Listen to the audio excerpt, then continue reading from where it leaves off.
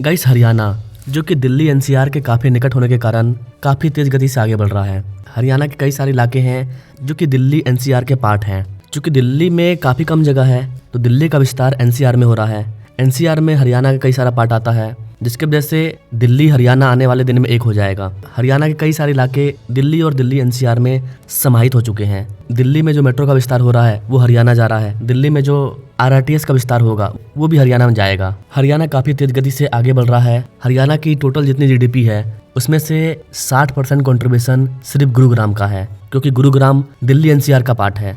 Can you imagine, सिर्फ एक शहर, एक जिला पूरे हरियाणा में 50% से अधिक का कंट्रीब्यूशन रखता है, और ये हो पाया है दिल्ली की वजह से, देश की राजधानी के निकट होने की वजह से। आज की इस वीडियो में हम लोग हरियाणा के करीब 1.5 से 2 लाख करोड़ रुपए के टॉप बिगेस्ट प्रोजेक्ट के बारे में जानने वाले हैं, जो कि आने वाले 2-3 साल में हरियाणा को काफी आगे लेकर के जाएंगे। तो आइए जानते हैं ये कौन से प्रोजेक्ट हैं और किस तरह से हरियाणा ग्रो कर रहा है। नमस्कार and welcome to new project. मैं हूं विकास। गति के साथ साथ भारतीय रेल आज दिलों को जोड़ने, समाज को जोड़ने और लोगों को अवसरों से जोड़ने का भी माध्यम बन रही है। गाइस, अपना हरियाणा हर क्षेत्र में आगे बढ़ रहा है, चाहे रेलवे हो, एयरपोर्ट हो, एक्सप्रेसवे हाईवे के मामले में तो नितिन गडकरी हमेशा हरियाणा में दिखते रहते हैं। इसके अलावा हरियाणा में रेलवे के एक बहुत बड़े प्रोजेक्ट पर काम चल रहा है, जिसकी कॉस्ट 1 लाख करोड़ रुपए से भी अधिक है। आइए सबसे पहले इसी डेवलपमेंट रेलवे प्रोजेक्ट पर बात करते हैं, जो कि हरियाणा को और भी आगे लेकर के जाएगा। 1 लाख करोड़ रुपए का प्रोजेक्ट अकेले। गाइस, अभी हाल ही में हरियाणा ने लॉजिस्टिक्स और औद्योगिक अवसंरचना के क्षेत्र में ऐतिहासिक उपलब्धि हासिल की है। अभी कुछ दिन पहले नायब सिंह सैनी और केंद्रीय रेल मंत्री, इन दोनों ने मिलकर के गुरुग्राम के मानेसर में मारुति सुजुकी का जो प्लांट स्थित है, वहां पर इन्होंने देश के सबसे बड़े ऑटोमोबाइल गति शक्ति मल्टी मॉडल कार्गो टर्मिनल को बना करके तैयार कर लिया है। और ये प्रोजेक्ट अपने आप में काफी खास है, क्योंकि यहाँ पर देश का सबसे बड़ा automobile multi modal cargo terminal को बनाया गया है, जो कि पूरे देश में ऑटोमोबाइल को बढ़ावा देगा।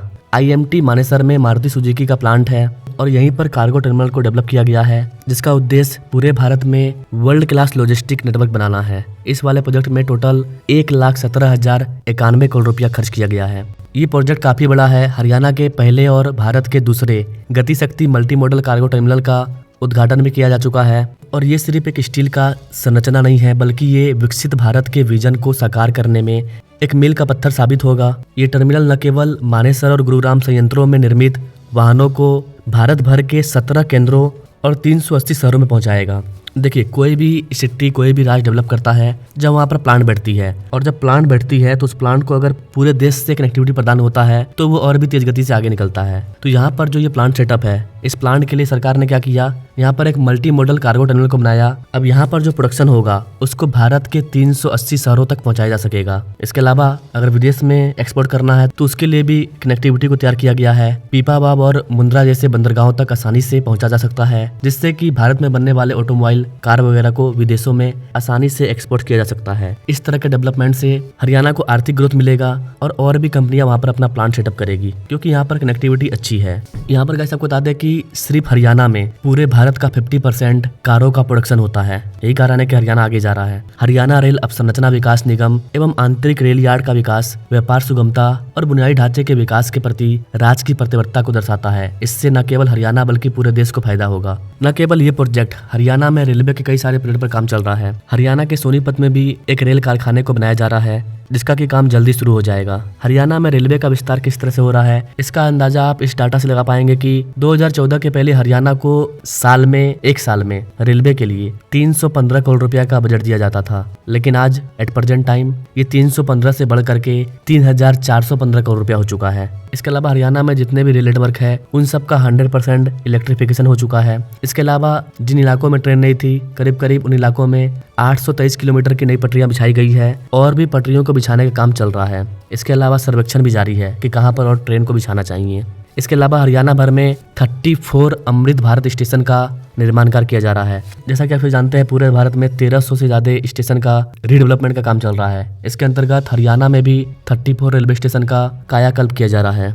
सिर्फ हरियाणा में 540 रेलवे ओवरब्रिज, अंडरपास का निर्माण पूरा किया जा चुका है अब तक। तो ये जो मल्टी मॉडल कार्गो टर्मिनल को बनाया गया है, सिर्फ इसका कॉस्ट 1,17,000 करोड़ रुपया है।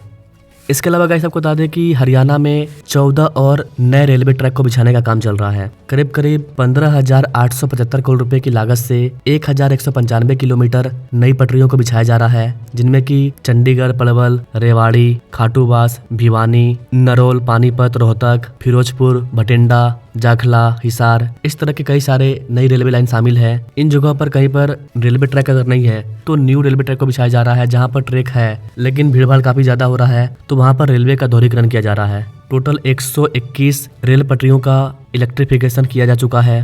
बात करते हैं हरियाणा के अगले रेलवे प्रोजेक्ट पर, जहां पर हरियाणा में सरकार 12,000 करोड़ रुपए की लागत से 198 किलोमीटर लंबी एक न्यू रेलवे लाइन को बिछाने का काम कर रही है और इसके लिए 15 गांवों में जमीन का अधिग्रहण स्टार्ट हो चुका है। जी हां गाइस, इस वाले प्रोजेक्ट के अंतर्गत डबल रेलवे लाइन को बनाया जाएगा। यह रेलवे लाइन दिल्ली से सोनीपत, पानीपत, कुरुक्षेत्र, करनाल और अंबाला होते हुए जालंधर तक जाएगी, अर्थात दिल्ली और जालंधर के बीच में न्यू रेलवे कॉरिडोर को तैयार किया जा रहा है। अंबाला डिवीजन हेडक्वार्टर के द्वारा इस वाले प्रोजेक्ट को बहुत पहले मंजूरी मिल चुकी थी।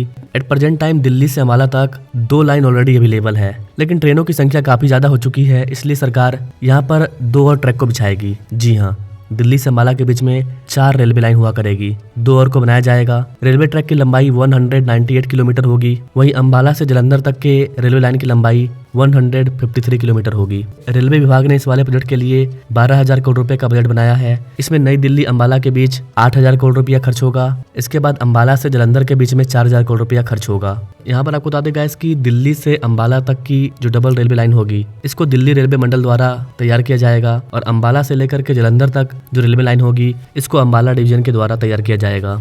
दिल्ली अंबाला रेलवे लाइन को 4 लेन बनाने के लिए रेलवे के पास अधिकतर जमीन अवेलेबल है। जहां पर जमीन अवेलेबल नहीं है वहां पर भूमि अधिग्रहण किया जा रहा है। रेलवे विभाग प्लान के तहत दिल्ली अंबाला रेलवे लाइन के बीच आने वाली 15 गांवों की जमीन को अधिग्रहण कर रही है। करीब करीब 11 हेक्टेयर एक्स्ट्रा भूमि की आवश्यकता है, बाकी का जमीन रेलवे के पास अवेलेबल है। तो ये भी हरियाणा का एक इम्पोर्टेंट रेलवे प्रोजेक्ट है।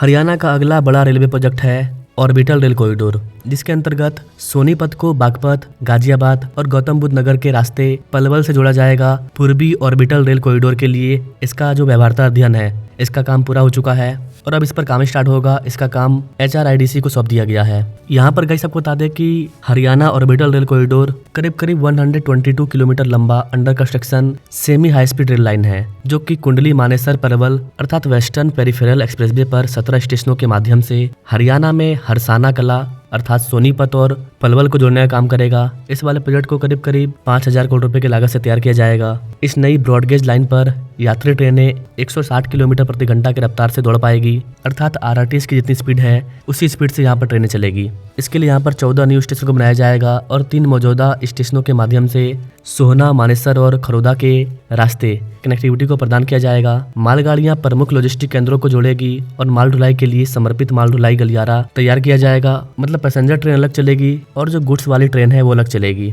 इस नए रेल कॉरिडोर का उद्देश्य दिल्ली को बाईपास करना और भारतीय रेलवे के मुख्य रेडियल मार्गों जैसे कि दिल्ली रोहतक, दिल्ली अंबाला, पृथला, इन सब के लिए एक समर्पित माल ढुलाई गलियारा तैयार करना है। इसके अलावा भी हरियाणा में कई सारे रेलवे परियोजनाओं पर काम चल रहा है, जैसे कि रेवाड़ी से लेकर के काठूवास रेल लाइन का दोहरीकरण किया जा रहा है। इसके अलावा काठूवास से लेकर के नारनौल के बीच में भी रेलवे लाइन का दोहरीकरण किया जा रहा है। इसके बाद भिवानी डोबाली रीजन में भी रेलवे का दोहरीकरण किया जाएगा। इन दोहरीकरण से ट्रेनों की संख्या बढ़ेगी और लोगों के लिए भीड़भाड़ कम होगा। इसके अलावा चूंकि यहाँ पर मालगाड़ियां चलेगी तो देश के उत्तरी राज्यों में सीमेंट, खाद्यान्न और भी तेज गति से लॉजिस्टिक का आन जान होगा। इसके अलावा हरियाणा में मनहेरू, भवानी खेड़ा इस वाले प्रोजेक्ट का भी दोहरीकरण किया जा रहा है, जिससे कि रेवाड़ी, भिवानी इन सभी रेलखंड में जो कोयला आधारित बिजली घर हैं उन सबको आसानी से कोयला पहुंचाया जा सकेगा। ओवरऑल देखा जाए तो सिर्फ हरियाणा के अंदर 1.5 से 2 लाख करोड़ रुपए के बीच में सिर्फ रेलवे परियोजनाओं पर काम चल रहा है। इसके अलावा airport sector, expressway highway sector ये सब अलग है। इस पर मैं अलग से वीडियो लाऊंगा अकॉर्डिंग टू योर कमेंट। आज हमने सिर्फ हरियाणा के रेलवे एरिया पर फोकस किया, वो भी थोड़ा मोड़ा। हरियाणा में और भी कई सारे रेलवे परियोजनाओं पर काम चल रहा है। अकॉर्डिंग टू योर कमेंट मैं उस पर अलग वीडियो लाऊंगा। अगर आप हरियाणा पर वीडियो चाहते हैं तो आप कमेंट कीजिएगा, इसे ज्यादा से ज्यादा शेयर कीजिए या फिर आप हमें कमेंट में जाकर के हाइप दे सकते हैं ताकि ये ज्यादा लोगों तक पहुंचे और हमें अगली वीडियो बनाने के लिए मोटिवेशन मिले। Now thanks for watching. मिलेंगे अपने लोग अगले वीडियो में, तब तक के लिए जय हिंद।